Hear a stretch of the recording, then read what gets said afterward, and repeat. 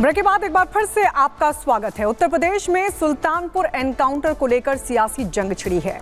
अखिलेश यादव और योगी आदित्यनाथ के बयानों की चर्चा है। जहां एक डकैत की जाति देखकर अखिलेश यादव ने बचाने की कोशिश की, तो वहीं योगी आदित्यनाथ ने अखिलेश यादव पर ऐसा पलटवार किया कि सुनकर सब दंग रह गए।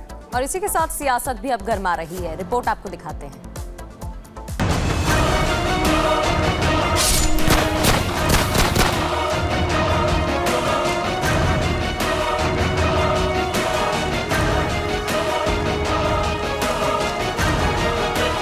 सत्ता वरासत में मिल सकती है, बुद्धि वरासत में नहीं मिलती है। क्या योगी का ये इशारा अखिलेश यादव की ओर है? क्या बाबा ने सपा अध्यक्ष की बुद्धि पर तंज कस दिया है?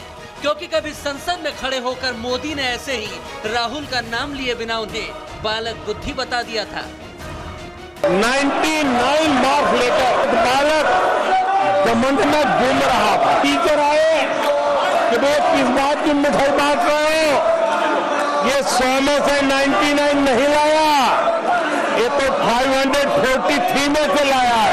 अब उस बालक बुद्धि को कौन समझाए कि तुमने फेल होने का वर्ल्ड रिकॉर्ड बना दिया है। मोदी ने जैसा कहा वैसा ही अब योगी ने बोला है। वैसे यूपी में विरासत पर सियासत कोई नई बात तो नहीं।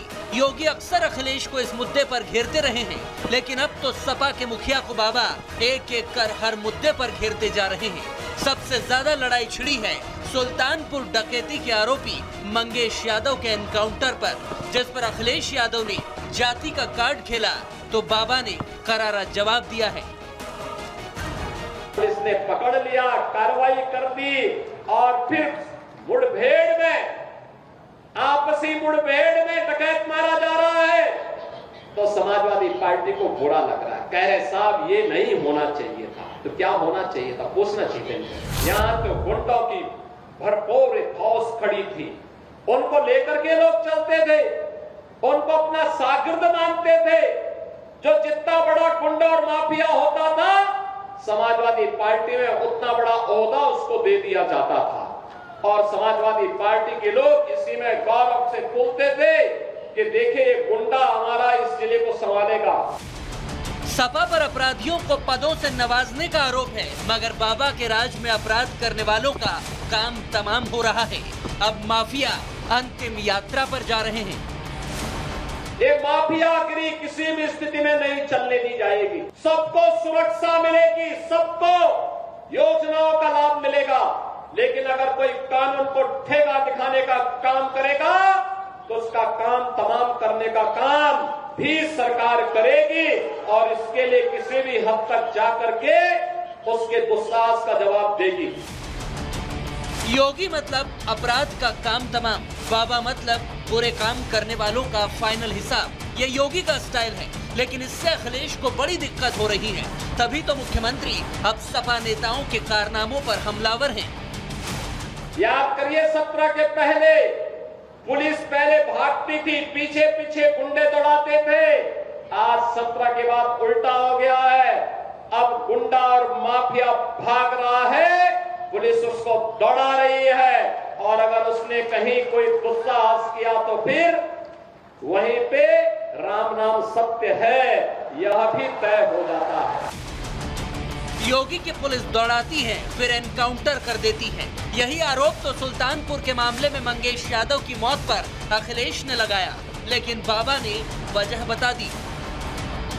जो डकैत पुलिस मुठभेड़ में मारा गया, अगर वह डकैत जैसे हथियारों का प्रदर्शन करते हुए डकैती डाल रहा है, वहां ग्राहक भी बैठे हैं, ग्राहकों को खड़ा करके एक तरफ करके अगर गोली मार देता तो क्या उनकी जान को ये समाजवादी पार्टी वापस कर पाती? क्या कर पाती? क्या?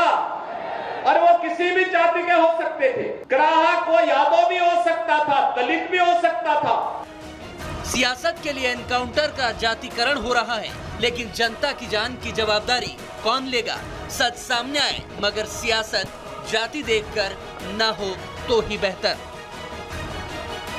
Bureau report, Republic Bharat. तो अखिलेश यादव अपराधियों का, डकैतों का बचाव करते हैं और उनके नेता लगातार रेप के आरोप में फंसते चले जा रहे हैं।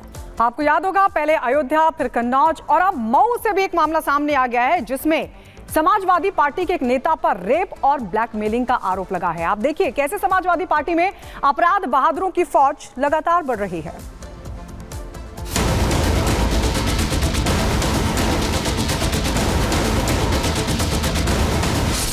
क्या सपा में दुष्कर्मियों का कोई बुफे लगा है? क्योंकि अयोध्या का मोहित खान, कन्नौज का नवाब यादव और अब मऊ का वीरेंद्र बहादुर पाल, ये तीनों अखिलेश की पार्टी के वो नेता हैं जिन पर गंभीर आरोप हैं, जो अखिलेश की घेराबंदी की वजह बन चुके हैं। योगी आक्रामक हैं और अखिलेश घिरते जा रहे हैं क्योंकि उनकी पार्टी के नेताओं की करतूत एक के बाद एक सामने आती जा रही है। कुछ ही दिनों के भीतर सपा का ये तीसरा नेता है जिस पर दुष्कर्म का आरोप लगा है। मऊ में वीरेंद्र बहादुर पाल पर एफआईआर दर्ज हो चुकी है क्योंकि इस पर युवती से रेप, फिर अश्लील वीडियो बनाकर ब्लैकमेलिंग का आरोप है और जान से मारने की धमकी भी दी है और इसी वजह से अब सपा बाबा के निशाने पर है। कन्नौज में जो किया इनके नेताओं ने एक नाबालिग बेटी के साथ, और उसके बाद भी उसका बचाव कर रहे हैं, क्या ये सही था क्या जो कन्नौज में इनके नेता कर रहे थे? क्या ये सच सही था क्या? आज तो प्रमाणित हो चुका है कि इनके कृत्य क्या है। बहनों और भाइयों, यही समाजवादी पार्टी की वास्तविक पहचान है। जब से सत्ता में आए थे लगातार यही काम करते थे, व्यापारियों को लूटते थे, बेटियों की इज्जत के साथ खिलवाड़ करते थे। एक निषाद बेटी के साथ जो इन्होंने अयोध्या में किया समाजवादी पार्टी के नेता ने, क्या ये ठीक था क्या? एक निषाद बेटी की इज्जत के साथ खिलवाड़ समाजवादी पार्टी के लोग करते हैं। हमारा मंत्री डॉक्टर संजय निषाद वहां जाकर के उस बेटी की हालत देख करके रो पड़ा था और कह रहा था ये है निषादों के साथ समाजवादी पार्टी का कृत्य। लेकिन ये बेशरम लोग हैं, तब भी उस अपराधी के खिलाफ कार्रवाई हो इसके लिए समाजवादी पार्टी तैयार नहीं थी। उनके लोग तब भी बचाव कर रहे थे। निर्दोष क्या है, सब कुछ तो उसका प्रमाणित हो चुका है। योगी क्यों सपा के काले कारनामों पर भड़क रहे हैं? क्या इसीलिए कि सपा के लिए अपराध करने वालों को बचाना पहले है और पीड़ित बाद में? तभी तो अयोध्या की रेप पीड़ित नाबालिग बेटी से मिलने के लिए सपा के सांसद अंधेरे में गए। वारदात के कई हफ्तों बाद उन्हें जाने की फुर्सत मिली तो अखिलेश के सांसद को परिवार ने उल्टे पांव लौटा दिया। अवधेश प्रसाद से पीड़ित परिवार ने मिलने से साफ इनकार कर दिया और पूछा कि अंधेरे में क्यों आए हो। मदद दिलाने के लिए। सुनवाई नहीं भाई, बाबूजी का औकात कहीं।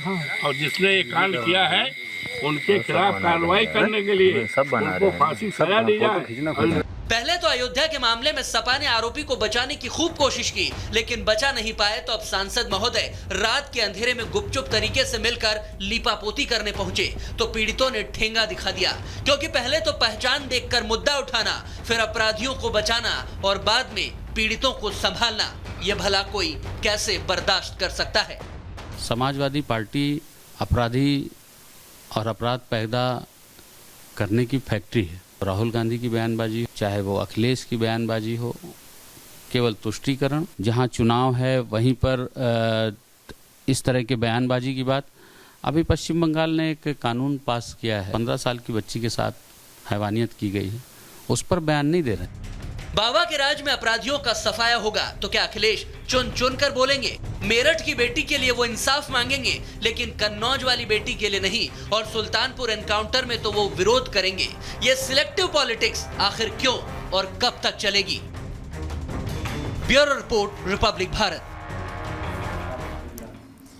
और उत्तर प्रदेश में अपराध और अपराधियों के खिलाफ जीरो टॉलरेंस नीति उत्तर प्रदेश सरकार की लगातार जारी है और इसके तहत काम किया जा रहा है। 2 तस्वीरें आपको दिखाते हैं। पहली तस्वीर फिरोजाबाद की, जहां बदमाशों का एनकाउंटर हुआ, डकैती के आरोपियों का एनकाउंटर किया, उसके बाद उन्हें गिरफ्तार कर लिया गया। अब ये तस्वीर आप आजमगढ़ की देख रहे हैं। आजमगढ़ में करीब 164 अपराधियों को पुलिस ने गिरफ्तार किया है। अलग अलग मामलों में फरार चल रहे थे ये। इन आरोपियों पर पुलिस ने शिकंजा कस लिया है। तो लगातार यूपी में अपराध पर योगी सरकार का जीरो टॉलरेंस जारी है। फिरोजाबाद की तस्वीर, जहां डकैती को अंजाम देने वाले आरोपियों को पुलिस ने एनकाउंटर के बाद गिरफ्तार कर लिया।